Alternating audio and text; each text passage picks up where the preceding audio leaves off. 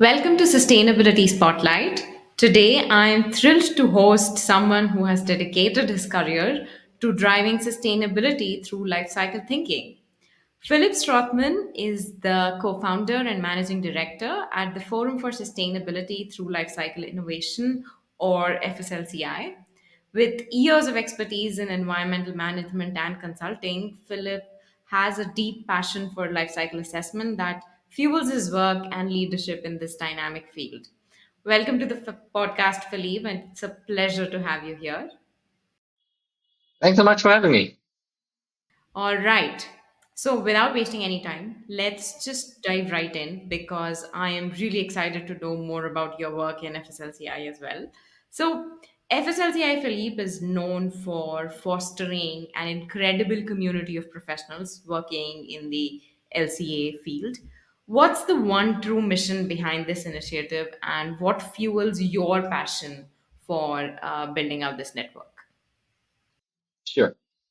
Well, the one true mission, I think we have a multitude of drivers that we're passionate about. But at the end of the day, I think it is really about spreading life cycle knowledge or life cycle literacy, as we call it, as far and wide as possible. Obviously, we're a global yet small organization, so there are inherent limits that come with that. But I think that's been the objective from the outset to basically communicate life cycle thinking to the, let's say, non-scientific circles of decision making.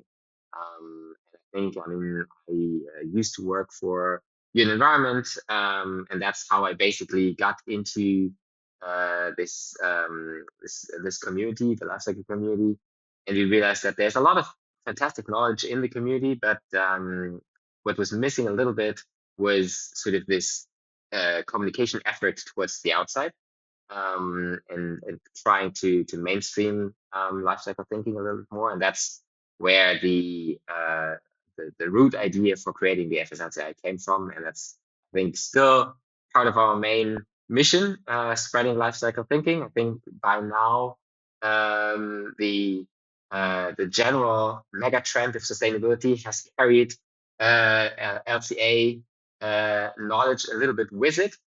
So I think it's not necessarily our role anymore to tell people that LCA does exist. It is more about informing people what they can expect from taking a life cycle perspective, how they should apply it, or what they can actually apply it. And so a little bit more about the handling of the approach and methodology in this concept, less so much that it exists in the first place. Right, right. And I absolutely love the word that you used, which is life cycle literacy. So we do have now a huge group of scientists and experts who understand life cycle thinking in and out, but it is extremely important for the larger sustainability community and even outside of it, decision makers across the board to understand this. And this actually leads me to our next question, which is and I heard that the LCI conference last year had an amazing turnout, and I see this trend to be the same across all LCA events, which is a sign that the community is growing, like you mentioned, which is a great sign because we're seeing increasing interest. But at the same time, I personally don't see LCA or product sustainability being widely discussed in the Mm. boardrooms yet. So, when I mention boardrooms, it's the executive, it's the highest decision making authorities. So, it doesn't seem to be driving executive decision making in many companies. And what do you think we as a community uh, are missing in our messaging, Mm. to your point, communications? Yeah, fair enough. So, yeah, you're fully right. I think I've been to LCA conferences for the last 12 years or so, and all of the conferences I've been to in the last year were their respective biggest events. So, be that the Lifecycle Management Conference in France, which had like more than 900 people attending, be that the CTEC Case Study Symposium, which I think also had the biggest turnout ever. And as you correctly highlighted, our own conference was also The biggest, even though we limit this specifically to around 200 people, because our conference is quite different in how it's set up. It's a lot more about engagement, and basically it's important for us to keep this sort of family feeling, and create shared engagement with a smaller community. But yeah, I think at the end of the day, there has been quite a development in terms of the uptake of life cycle assessment as a methodology, and life cycle thinking as a concept, as I said before. In terms of it reaching the board level, yes and no. I mean, obviously, it is still a very technical topic for many, anyways. So I think where it currently is still introduced is in the product design phase, or I mean, ideally in the innovation phase. That's where our name comes from. And in these more technical domains, so to say, and those people who design the product, to deal with the product side of things, I think for them, this has now become a more of a standard knowledge aspect, so to say. In the board level itself, I think that is maybe a little bit detached from the aspects that are covered by a life cycle perspective so far. That's not to say that it wouldn't be fantastic if people in the board room were to understand what life cycle thinking is about and why it is really key to driving sustainability. But at the end of the day, I think the level of decision making in the boardroom is not on that technical level where sort of LCA comes in. And so one of the things that I think we have realized throughout the last couple of years is that basically what you would need to do in order to at least bring that mindset change that life cycle thinking comes along with to the boardroom would be to really tailor our communication to the different audiences in a different way.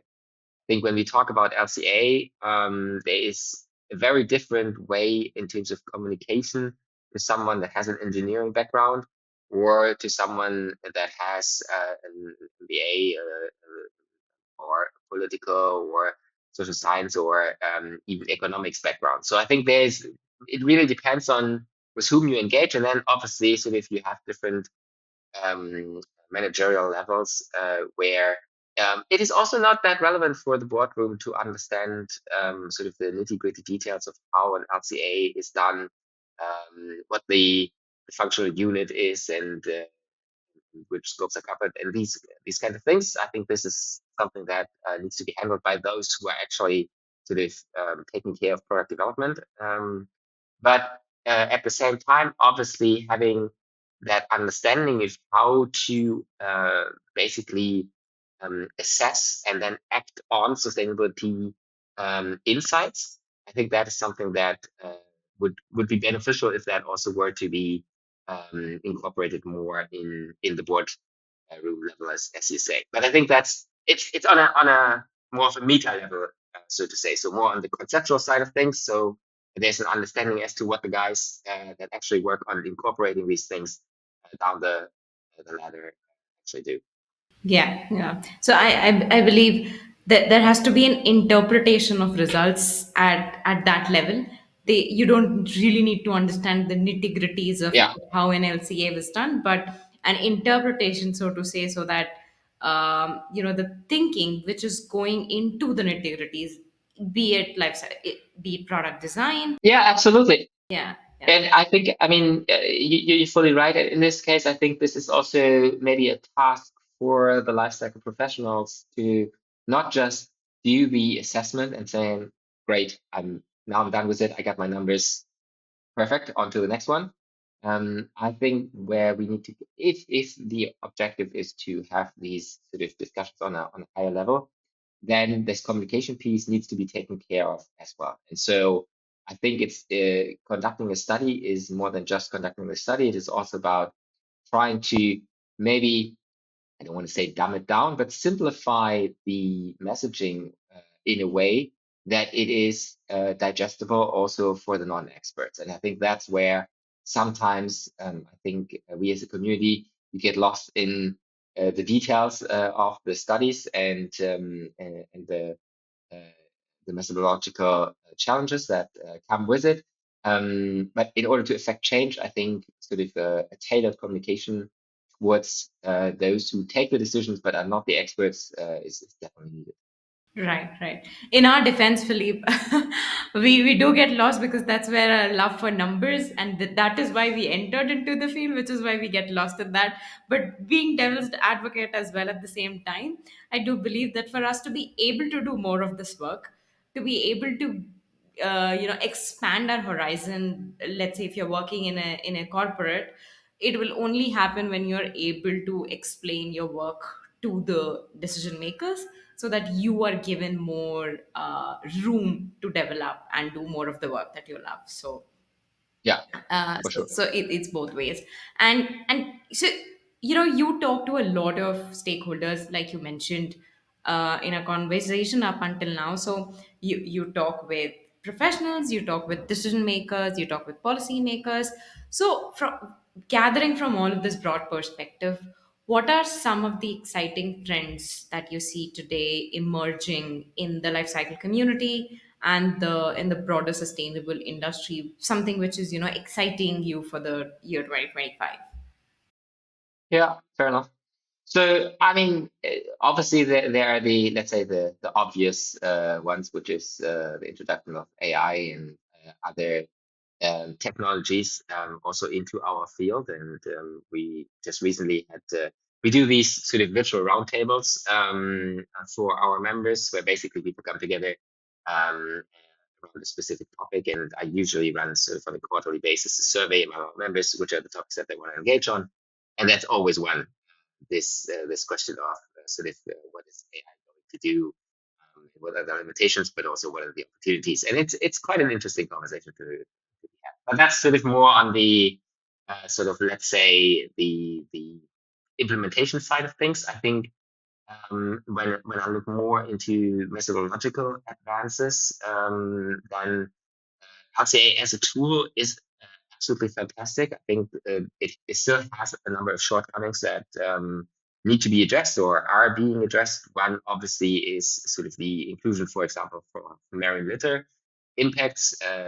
This is one area where we launched together with the Lifecycle Initiative, the Maroka project, to address this gap in the methodology and yeah, enhance at the end of the day the accuracy of the assessment that you run. But then there are also other elements which I think are quite interesting. So whether this is relating LCA to planetary boundaries, really looking at it from sort of a broader spectrum that takes the overall limitations that we have from a sustainability perspective into account, or prospective LCA, these kind of things. So I think there are a lot of issues that are being addressed by the community, and that are really interesting to see. I think there are always new ways where people come up with taking this life cycle concept and then repackaging it a little bit, adjusting it to a new use case, which is really cool. We had 2 years ago at our conference, we had someone pitch business model LCA. I think that has now advanced a little bit. We're going to host a webinar on transition LCA, which is a new thing that I still have to learn more about and other things. So there's always sort of, I think, developments in the lifestyle community, and it's fantastic to see that there are a lot of people who take this core concept of LCA and then seek to enhance it, repackage it a little bit, and try to basically, at the end of the day, make it even more accurate in order to try to reflect reality and thereby have that ability to assess sustainability from the best possible perspective. So, yeah, these are probably some of the things that I would mention.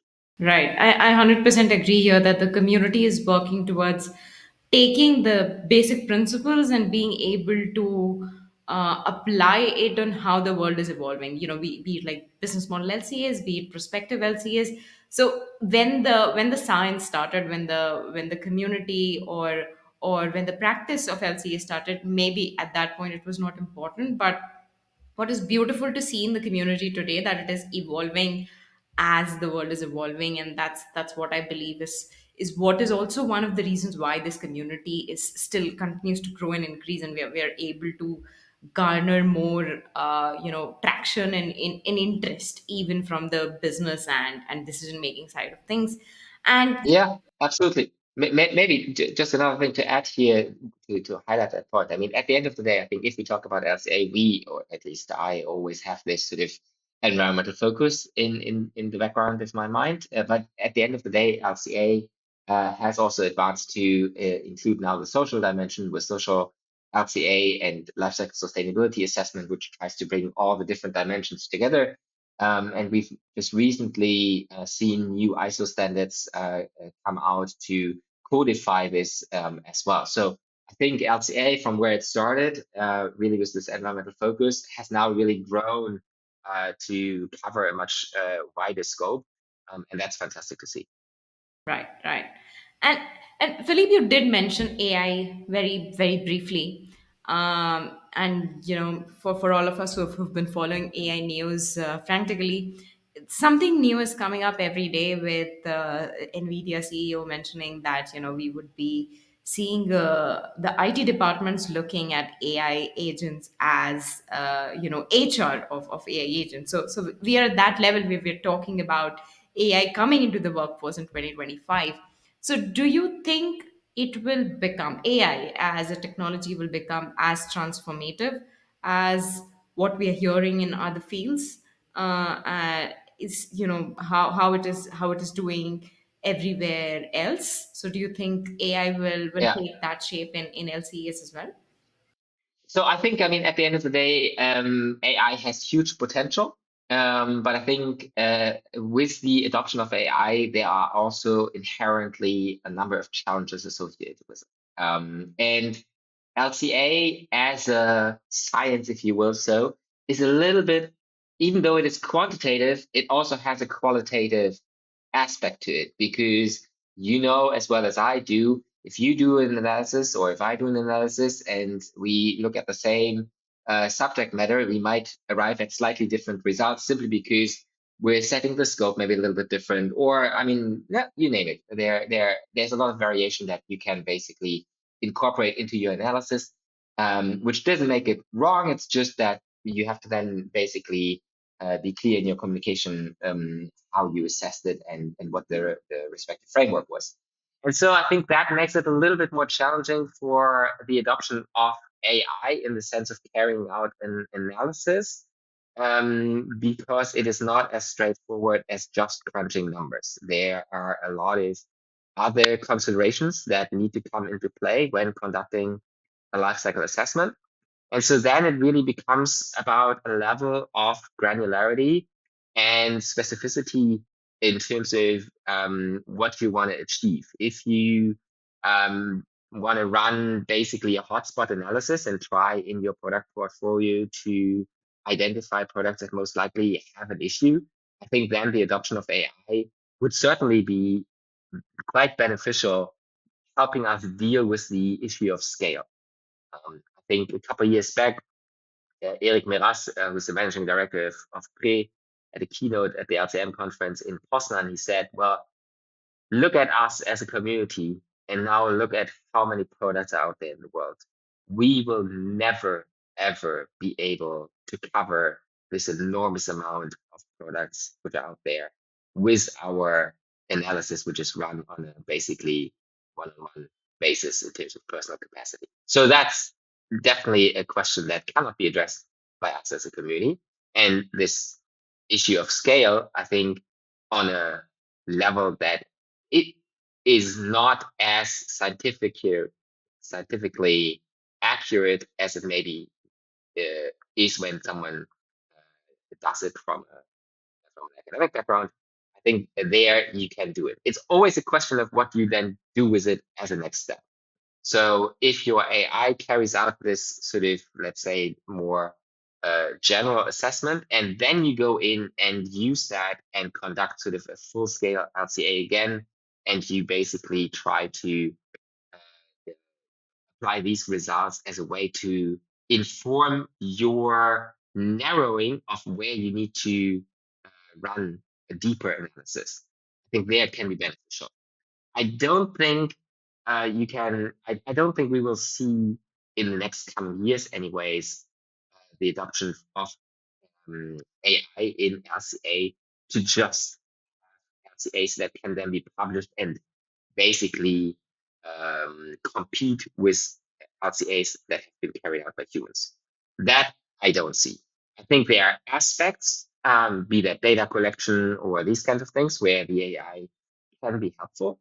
But I don't think that the analysis part itself and the interpretation part can be done or will be able to be carried out by an AI per se. Maybe the technology will advance to a state where I'll eat my words. But I think given the fact that we as humans are still struggling with getting comparability and accuracy in LCAs to the degree that we all can agree on what's what. I think that's Those caveats that still exist, it's not like, overnight AI is going to come up with a golden solution for those caveats.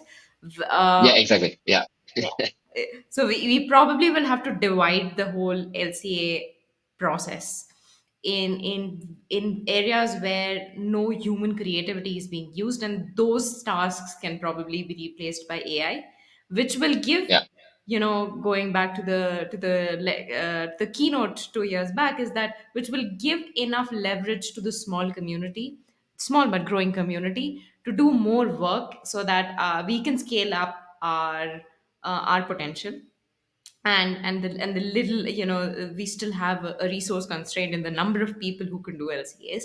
But if AI takes up all of the more mundane and the repetitive tasks, then the small community can actually bring LCAs to scale, which is what yeah, I believe is the way to go forward, for us to be actually taking more absolutely. sustainable decisions. Wonderful. Okay. Yeah, and I think, I mean, just to wrap this up, but I think where LCA, where AI can definitely come in is this issue of gathering information, because usually, even in companies which don't apply LCA yet, the information that's needed to conduct an LCA is present.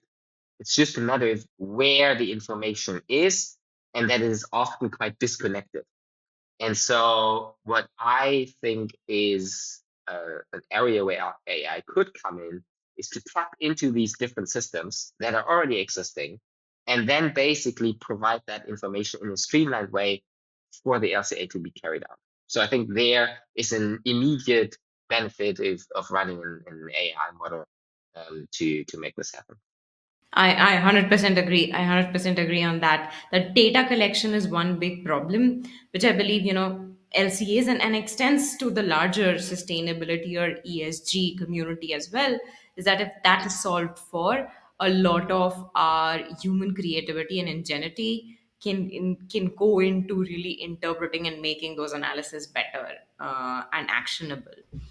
All right. Yeah, So moving on to the last question, I believe this is almost a request, Philippe. So you have such a strong passion for connecting people and championing the cause of life cycle thinking. This is something for the budding professionals entering the space. What advice would you give them to help them succeed? And after that, if you could give a message for the broader community, for everyone. sure. I mean, at the end of the day, it depends on sort of where you start in your career path, right? Because I think to come into the LCA community, there's quite a diverse pathways that I've seen. So there are people who actually study LCA in programs that really help you understand and be able to conduct an LCA yourself. Few, but there are some.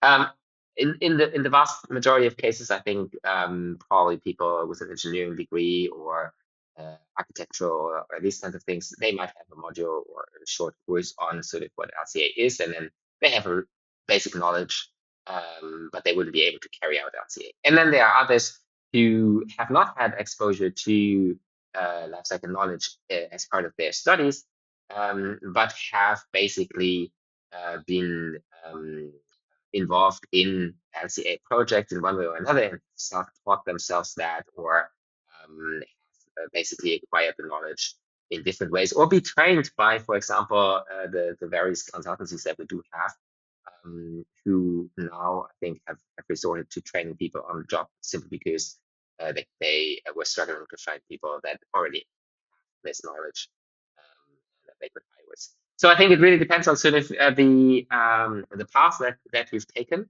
and where you're coming from, uh, and then yeah, I think generally speaking, acquiring life cycle knowledge will always be a valuable addition to your career, and will help you set apart from your peers. I mean, at the end of the day, as we outlined, yes, we're a growing community, but in comparison to pretty much every other community, we're still quite small, even on a global level.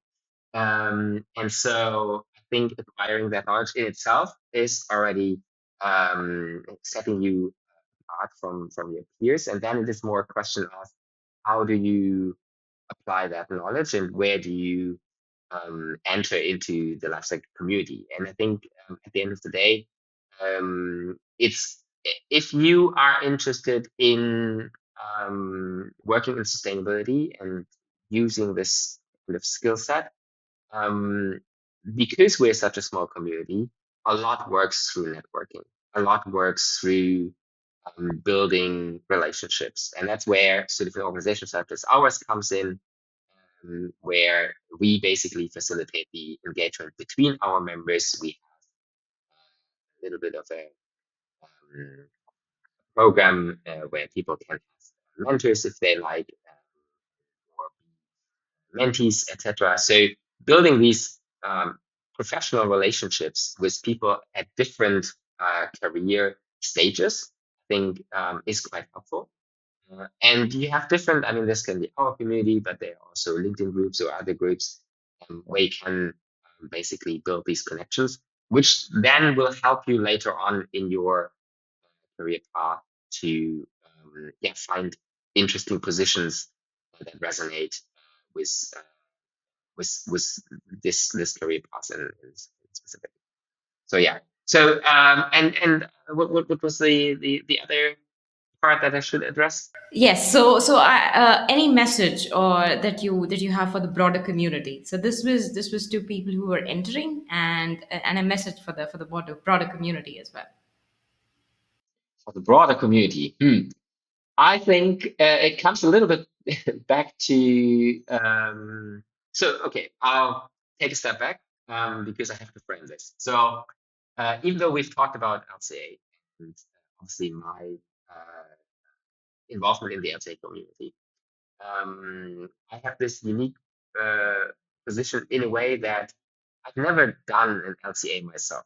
So I can talk the game, but I'm no LCA expert and would never claim to be one. I understand all the discussions that are taking place in the community, obviously because I'm involved in them in one way or another. But still, I would say I have a little bit of an outsider perspective, if you will, so on the methodological discussions. And I think still to this day, in the community, we have certain camps which think that their way of conducting an LCA is the absolute holy grail. And this is not very conducive to communicating to the outside world.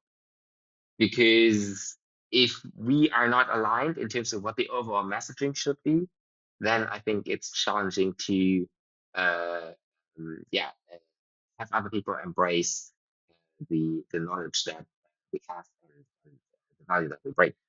And so sometimes I feel, and even though there surely are merits to the different arguments in terms of why we do what, but sometimes I feel it would be fantastic if we had some sort of core messaging that we as a community could agree on and just run with that, and then sort of the other discussions, whether it's attributional or consequential and these kinds of things, we basically reserve it for, let's say, the internal discussions and portray a little bit more of a coherent way towards the outside. Right, right. I 100% agree with that, Philippe. And also, adding on to what Philippe said for the people, for the budding professionals who are just entering the space, I still remember when I attended my first LCM. And so from that, just a heads up that this is a small community, but a very, very welcoming one. So networking is important and will help you a long way in this career. But networking is easier as compared to other communities because it's such a warm and welcoming community. We do have issues where one group is set on doing things like what Philip mentioned, but it overall, if I were to average it out, it's a pretty open-minded and a welcoming one.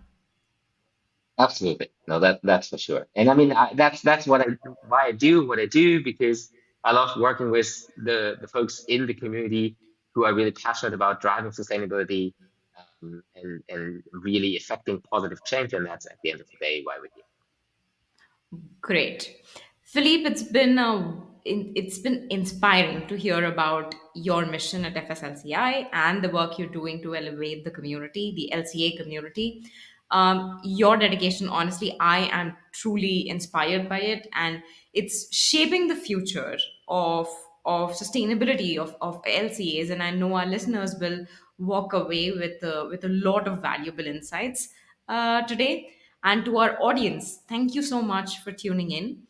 Don't forget to subscribe and join us next time for another engaging conversation here on Sustainability Spotlight. Have a great rest of your year and hope to see you soon again.